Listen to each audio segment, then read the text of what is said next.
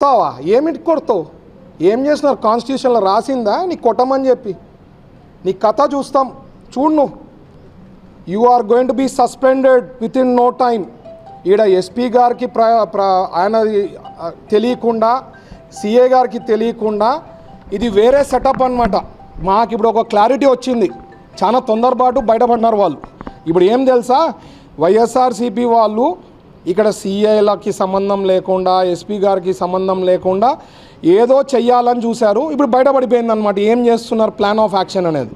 So ఖచ్చితంగా ఆదినారాయణ రెడ్డి పైన action ఉంటుంది. ఎలక్షన్ కమిషన్ వాళ్ళని సస్పెండ్ చేసేంత వరకు వదలను. హైకోర్టుకు పోతా. ఈరోజే ఆల్రెడీ ఎస్పీ గారికి కంప్లైంట్ ఇవ్వడం జరిగింది. ఆయన కూడా రివ్యూ చేసుకొని యాక్షన్ తీసుకుంటానని చెప్పడం జరిగింది. తర్వాత ఈ step by step election commission కూడా వివరణ అడుగుతాము. వాళ్ళపైన సస్పెన్షన్ వేయకపోతే మాత్రం హైకోర్టుకి పోయి యాక్షన్ తీసుకోమని చెప్తాం.